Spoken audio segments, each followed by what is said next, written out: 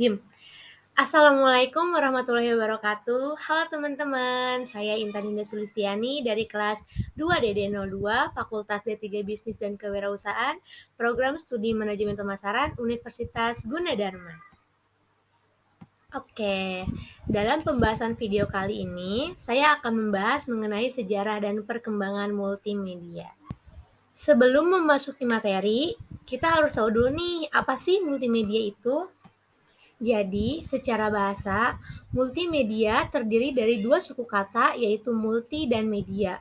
Multi berarti banyak atau bermacam-macam, sedangkan media berarti alat atau sesuatu yang digunakan untuk menyampaikan informasi atau pesan.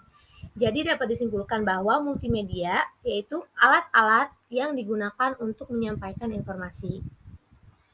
Sedangkan pengertian multimedia menurut istilah adalah penggunaan sarana atau media yang menyajikan kombinasi atau gabungan berbagai elemen informasi seperti animasi, video, teks, suara, grafik, maupun gambar yang bersifat interaktif yang bertujuan menyampaikan informasi atau sekedar memberikan hiburan kepada si penerima.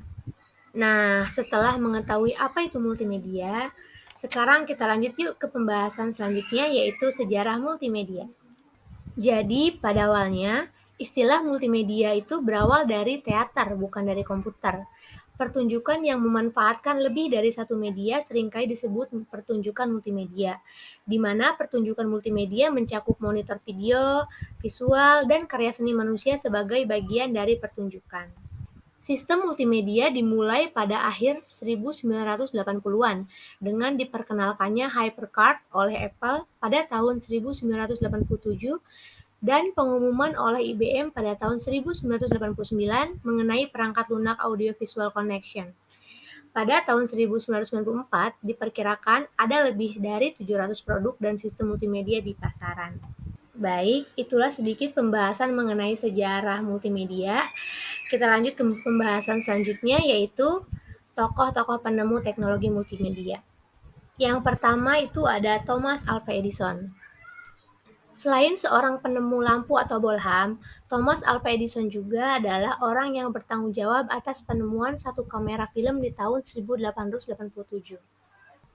Penemuan kamera film oleh Thomas Alva Edison kemudian diikuti dengan eksperimen-eksperimen sinematografis. Yang kedua yaitu Guglielmo Marconi. Jadi, dia adalah seorang insinyur listrik Italia dan peraih hadiah Nobel, terkenal setelah mengembangkan suatu sistem telegrafi tanpa kabel yang dikenal sebagai radio.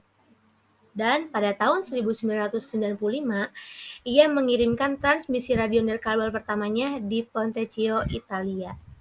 Yang ketiga yaitu Johannes Gutenberg.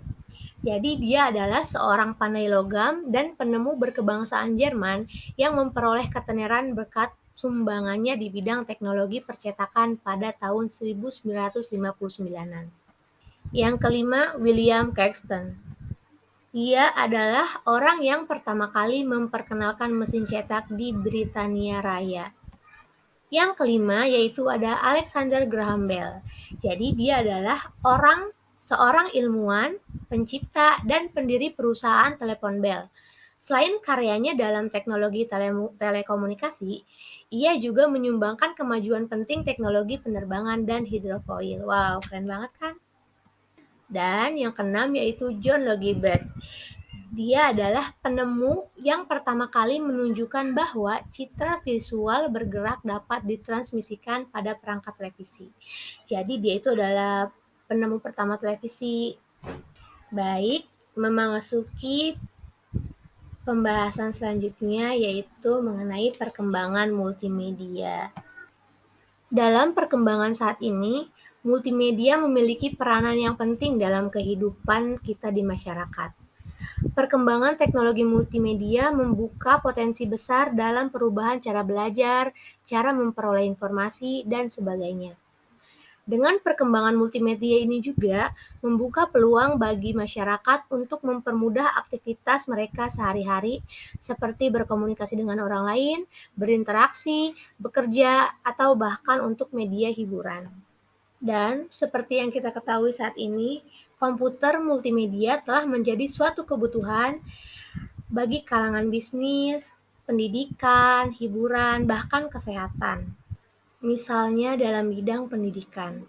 Teknologi multimedia ini nantinya dapat berfungsi sebagai gudang ilmu, alat bantu pembelajaran, fasilitas pendidikan, standar kompetensi, menunjang administrasi, alat bantu manajemen sekolah, serta sebagai infrastruktur pendidikan. Peranan multimedia dalam dunia pendidikan sangat diperlukan, terlebih lagi menyongsong kurikulum 2013 ini. Dengan karakter jiwa digital siswi-siswi zaman sekarang dibutuhkan pula perangkat pembelajaran yang mendukung kemampuan digital siswa tersebut serta dapat menjunjung pembelajaran di sekolah baik secara langsung maupun tidak langsung. Selanjutnya, perkembangan multimedia dalam bidang bisnis atau industri. Seperti halnya pada abad ke-18, teknologi multimedia saat ini sangat membantu para pekerja dan pemilik perusahaan dalam memproduksi barang-barang mereka. Misalnya pada perusahaan otomotif dan kendaraan ringan, kerangka bodi kendaraan, mesin, dan peralatan elektronik di pabrik berjalan dengan bantuan robot yang dikendalikan oleh komputer. Kerjanya pun lebih akurat dan lebih mempermudah pekerjaan para pekerja. Selanjutnya, perkembangan multimedia dalam bidang hiburan atau entertainment. Hiburan sangatlah penting dalam kehidupan manusia. Setelah lelah seharian bekerja atau beraktivitas, manusia membutuhkan hiburan yang menghibur untuk istirahat mereka. Dengan adanya multimedia, hiburan dikemas dengan sangat menarik, misalnya dengan games, seni, dan pertunjukan. Jadi, semua efek-efek di dunia akting, animasi, dan penyuntingan adegan film semua direkam dengan perangkat elektronik yang dihubungkan dengan komputer. Dan yang terakhir yaitu perkembangan multimedia dalam bidang kesehatan. Nah, teknologi multimedia yang diimbangi dengan canggihnya peralatan kedokteran saat ini juga sangat membantu dalam mengetahui atau mendiagnosis penyakit yang diderita oleh seseorang. Misal saja teknologi USG. USG merupakan sebuah teknik diagnostik pencitraan menggunakan suara ultra yang digunakan untuk mencitrakan organ internal atau otot. Ukuran mereka, struktur, dan luka patologi membuat teknik ini berguna untuk memeriksa organ. Tidak hanya USG, kini telah terdapat juga alat-alat medis kedokteran lainnya seperti ronsen, tensi darah, alat CT scan, dan X-ray. Baik, sekian pembahasan video kali ini. Saya Intan Indah Sulistiani. Sampai jumpa di video selanjutnya. Wassalamualaikum warahmatullahi wabarakatuh.